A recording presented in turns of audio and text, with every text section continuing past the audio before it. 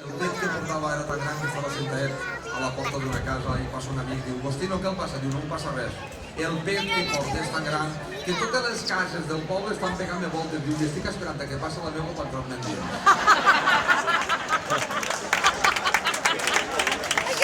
Contava que era el primer immigrant que se n'havia anat a Austràlia i no havia eixit de la llosa en la vida.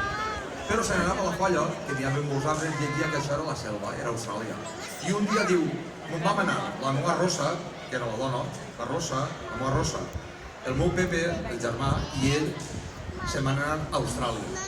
I es van fer una caseta de madera, perquè dia que de fusta no era prou forta, de madera tenia més consistència. I se'n van anar a caçar lleons. I li diu a la tia Rosa: Rosa, me'n vaig a caçar lleons. I la tia Rosa: ver espai, no t'arrapi algun lleó. No. Se'n va. I quan arriba a d'ací la iglesia, ell se n'és de la caseta, i quan arriba d'ací la iglesia, veu un lleó. En Austràlia, lleons. Bueno, diu: veu un lleó.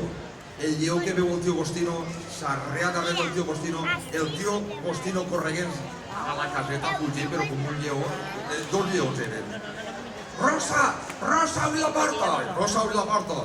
I ella es posa a la porta, de tot vermell. El lleó que tira a tirar-se damunt d'ell, l'esquiva, se n'entra dins de la caseta del lleó, tanca la porta i diu: Rosa, ves matant-lo i pelant-lo, que te'n portaré un altre. Com si fos un pollastre.